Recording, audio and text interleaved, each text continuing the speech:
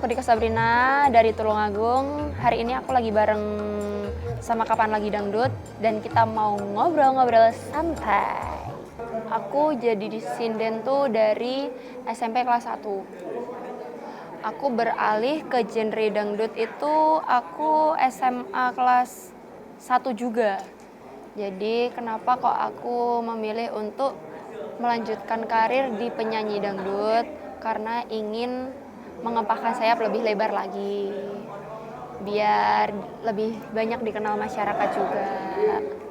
Oh, pencapaian beberapa lagu yang udah diviralin itu di tahun 2022 aku pernah bawa naik itu lagunya Pak Debas yang judulnya Opo Isih Ono. Itu aku nggak tahu kenapa di lagu itu kayak ada beberapa kisah yang real sama aku. Jadi ke bawahnya tuh sampai nangis. Itu. Kedua aku boomingin lagu Lu Nggak Mau Ninggal Kenangan 2. Itu lagu dari Om Ines. Yang terakhir kemarin Tombok Kangen, lagu lama banget Campur Sari. Yang barusan itu penciptanya siapa ya? Lagu Timur kalau nggak salah ya.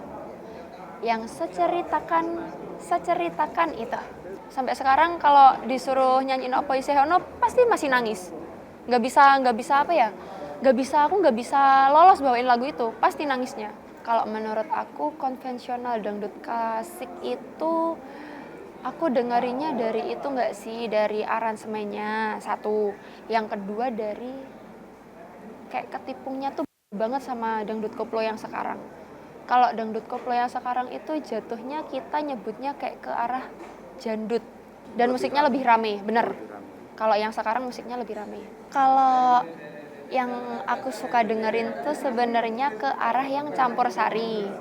Cuma aku juga lagi pengen nyoba ke arah pop. Soalnya tantangan banget kan, dari sinden buat bisa nyanyi pop tuh tantangan banget. Paling berkesannya tuh aku jadi gini, aku tuh kayak merasa tertantang. Aku pernah ada satu event itu event orkestra. Basically aku belum pernah event bareng diiringi sama 150 musisi. Jadi orkestra itu rasanya tuh kayak aduh bisa nggak ya aku jalaninya, bisa nggak ya, ketantang banget gitu. Tapi alhamdulillahnya bisa. Yang paling unik aku pernah manggung di Sumatera, area Sumatera. Tiba-tiba solbut aku itu lepas. Jadi aku udah mau naik panggung, tiba-tiba solnya lepas. Mau nggak mau aku pinjam sepatu tuh, pinjam boot. Untungnya dapet ya? Untungnya dapet. Kalau nggak dapet nyeker lah itu aku. Gimana kesan Kak Dika terhadap Kak Eti Asmara sendiri? Kakak tuh orang yang baik, orang yang sangat loyal, dan dia itu sayang sama adik-adiknya. Jadi kalau gini, satu ketika kalau ada job nih, kakak ada job tuh adiknya dibawa semua sama dia. Jadi dirangkul, ayo kita naik sama-sama kayak gitu loh. Oke, aku ngomong pakai bahasa Jawa ya. Jadi kakak Happy tuh pernah bilang gini, Dika tetep jadi Dika sing kaya ngene iki. Tetap jadi anak sing rendah hati. Jangan pernah kamu menyombongkan apa yang kamu punya.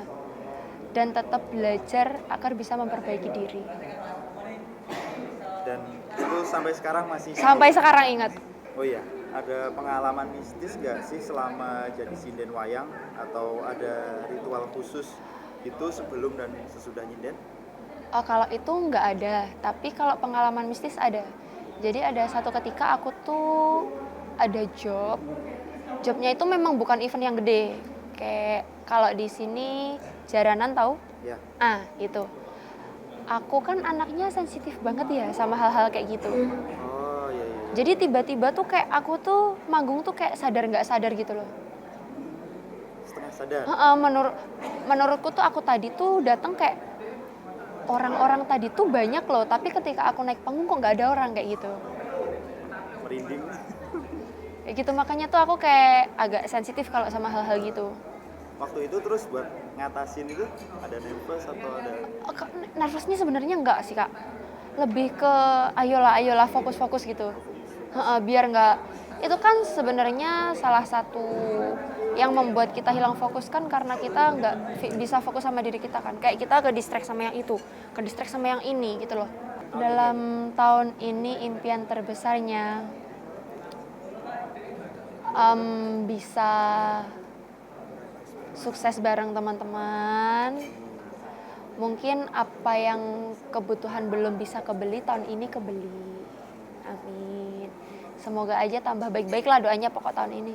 Tuh kalau ditanya impian yang sampai saat ini belum tercapai, berangkatin umroh orang tua. Ada insya Allah, semoga dilancarkan rezekinya 2 tahun ke depan insya Allah. Buat para Gen Z yang masih mau merintis atau bahkan yang sudah mulai merintis sih, pesannya tetap semangat belajar, biar bisa menjadi dari baik, lebih baik lagi, dan biar bisa dikenal masyarakat luas juga. Dan mungkin kalian kan pasti punya cita-cita, oh aku pengen nih kayak kakaknya itu, oh aku pengen kayak Kak Happy, oh aku pengen kayak Mas Gilga, oh aku pengen kayak siapa lagi dan banyak lagi. Belajar pokok. Semangat. Aja lali gawe konco-konco kabeh. Kapan lagi kan kalian bisa tahu informasi sedetail itu, informasi seorang aku Dika Sabrina sedetail itu kalau bukan di Kapan Lagi Dangdut. Makanya terus diikuti Kapan Lagi Dangdut kuwi diikuti terus biar update kalian niku. Yo, kapan lagi nek gak saiki, gak ono maneh.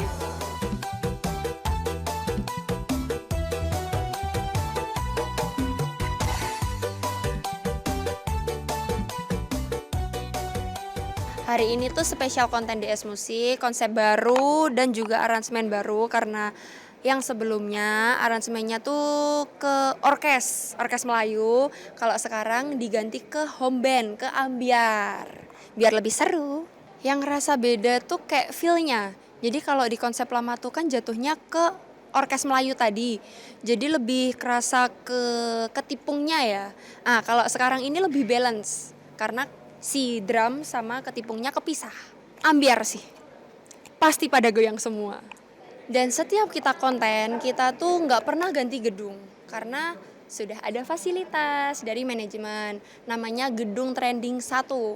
Nah di sini tuh juga bisa disewakan guys, kayak buat kalian hajatan nikahan, mau konten, mau apapun, acara apapun tuh bisa banget.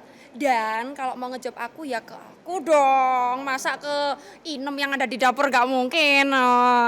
Jadi buat kalian yang kepo apa sih Gedung Trending ini bisa buat apa aja sih, mungkin kalian bisa cek di TT-nya ya, di Gedung Trending 1. Dengan konsep baru ini juga ada satu maskot dari DS Musik yang sangat gemas, lucu, sebadan perut semua. Ada Giri, sini. Gimana kabarnya Giri? Baik. Giri, Baik ya. sudah berkecimpung di DS Musik selama berapa tahun Gir? Kurang lebih 3-4 tahun. Alhamdulillah, kesan dan pesannya apa Gir? Ya pesannya untuk teman-teman semoga semakin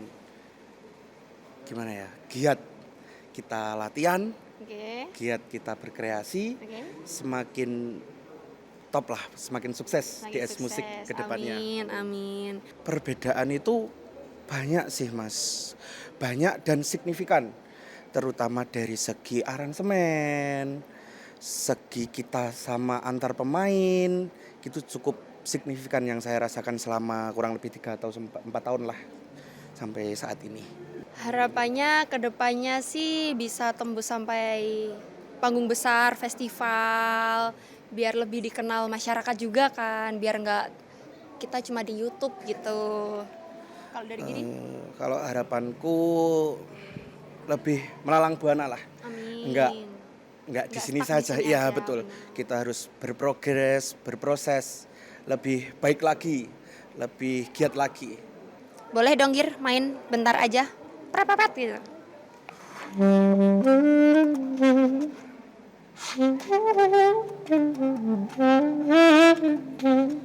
Asik. Oke, makasih ya Giri. Jangan bosan-bosan di DS ya. Terima kasih Dike, sukses selalu buat DS Musik dan Dike Sabrina. Amin. Oke, segitu aja sih dulu. Nanti kita lanjut lagi.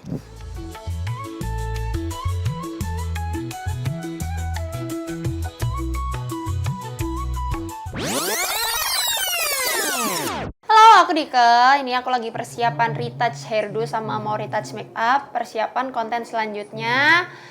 Ini sambil tiba-tiba ada bakso di depan aku ini. Lapar ya, Bu. Ini kita sambil retouch. Karena berkeringat. Gak bisa kalau berkeringat nanti glowing. Halo Kak, Hai. mau nanya, kalau lagi manggung, bagian makeup apa nih yang paling wajib dan nggak boleh ketinggalan? Mata. Bagian mata. Karena apa ya, makeup tuh kan yang dilihat kan pasti matanya kan. Jadi dari eyeshadow, dari alisnya itu kan harus on point. Terus pernah nggak sih makeup gagal sebelum tampil? Pernah banget. Jadi make up gagal sebelum tampil tuh pastinya ada pemicu. Satu kayak mood kita berubah-berubah. Keduanya kayak kita nggak fokus gitu. Waktunya ngalis kita ngapain, waktunya mau ngambil lipstick kita yang diambil apa, itu pernah. Mau ketawa tapi juga mepet, jadi gimana gitu loh. Tetap santai aja nggak sih? Terus lebih pilih dandan sendiri atau di make upin orang sih? Terus salahnya kenapa ya? Kalau aku pilih dandan sendiri. Karena kalau didandanin orang belum tentu cocok di wajah aku. Kan tangan MUA itu kan beda-beda juga kan. Jadi kayaknya aku nyaman kalau aku make up sendiri. Sejauh ini sama MUA ada. Jadi dia tahu karakter muka aku. Jadi, oh ini karakternya si Dika nih mau kemana sih gitu. Cocoknya di situ kan. Kadang ada MUA yang ya udahlah aku cukup make upin aja. Nah gitu ada. Kak, nanya lagi dong. Apa nih? By the way, lagu dangdut apa yang paling cocok didengerin sambil siap-siap make up? Kalau aku sambil make up itu pasti dengerin lagu yang galau-galau. Biar kayak make upnya tuh lebih tenang, lebih bisa apa ya?